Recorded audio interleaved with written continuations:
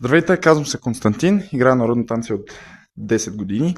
Те са моя страст и днес ще ви покажа хоро Ширто. Ще ви покажа трите фигури, които аз знам и за които съм виждал. Иначе съм чувал, че има 4, обаче в интернет дори съм я виждал само с 2. Тъй, че тези три, които аз знам, тях ще ви покажа.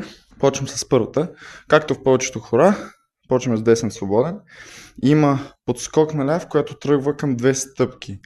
Значи не е подскок наляв и след това 2 стъпки, а с самия подскок има подскок десен-ляв и след това подскок на десен.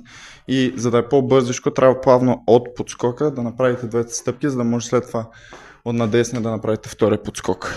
Брои се на раз, 2, 3, 2, 2, 3. Значи винаги на раз, на първото, има малко задържане. Той е раз, 2, 3, 2, 2, 3, 3, 2 и така нататък. Тъй, че може така да си го броите. Може и просто раз, 2, 3, раз да си го повтаряте, също става. Първите две движения са подскок десен, ляв, подскок ляв, десен и след това на следващия подскок на ляв, може да съм извън кадър вече, на следващия подскок на ляв тръгваме назад и сваляме ръцете. Ръцете след това ще ви покажа. Първо без ръце, правя цялото нещо и след това ще го повторя няколко пъти. Тръгвам без ръце, просто ще ги държа горе, защото за по-голямата част от хората се държат горе ръцете. 3 и раз, 2, 3, 2, 2, 3, 3, 2, 3, 4, 2, 3. Така, значи първата я видяхте, нали вие се знаехте. Раз, 2, 3, 2, 2, 3. След това има връщане. 3, 2, 3. Стъпваме наляв и правим ето това движение. Леко вдигане на задния крак. Цялото показвам. 3 и раз, 2, 3, 2, 2, 3, 3, 2, 3, 4, 2, 3. И почва пак раз, да. От подскока на левия с десен свободен. Така, показвам първата. 3 и раз, 2, 3, 2, 2, 3, 3, 2, 3, 4, 2, 3. Раз, 2, 3, 2, 2, 3, 3, 2, 3, 4, 2, 3. И виждате как пак може да се повтори. Това се повтаря обаче в истинското хоро само 2 пъти. Първата фигура само 2 пъти, след това втората 2 пъти, след това третата 2 пъти. Аз ще покажа движението на ръцете един път. 3 и раз, 2, 3, 2, 2, 3. Сваляме. 3, 2, 3, 4, 2, 3. Пак вдигаме. Малко ми е трудно да броя и да ви говоря за ръцете, ама опитвам се. 3 и раз, 2, 3, 2, 2, 3, 3, 2, 3, 4, 2, 3. На 4 се вдигат ръцете пак. Добре. Показвам го пак без да говоря.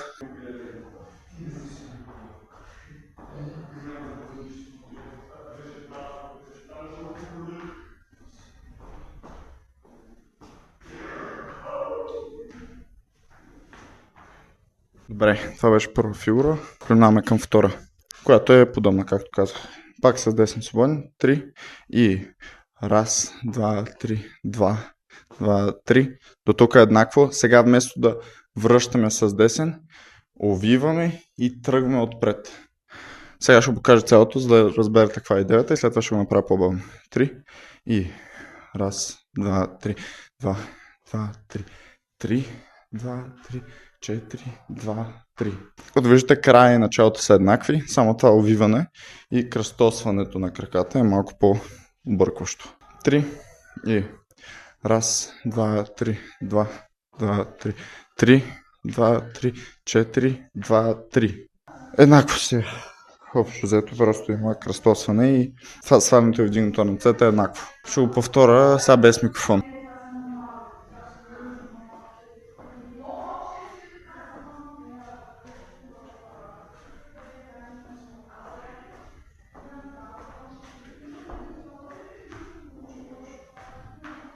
Както виждате, много са подобни. Последното, цялото хоро реално следва еднакъв брой движения напред и назад.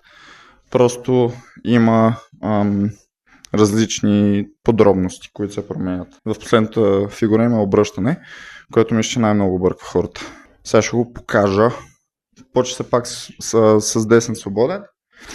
3 и раз, 2, 3, 2, 2, 3, 3, 2, 3, до тук еднакво.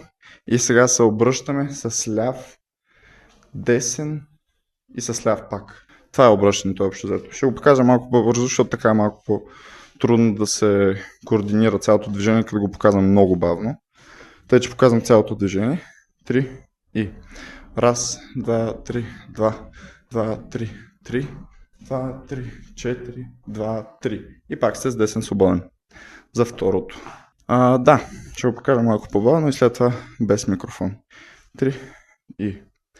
Раз, 2, 3, 2, 3, 3, 2, 4, 2, 3. Пак бавно. 3 и.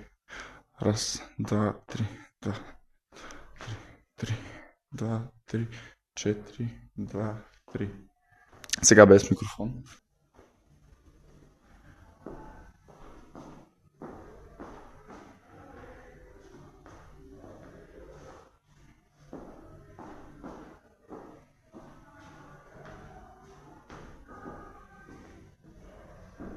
Това бяха трите фигури.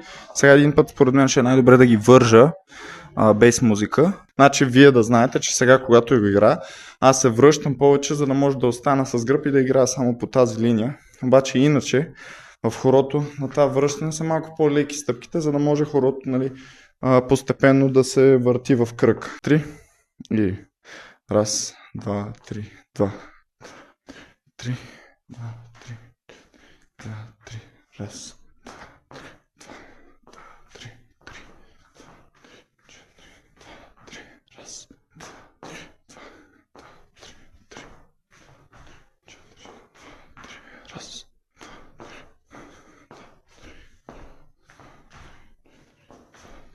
Сега върнете.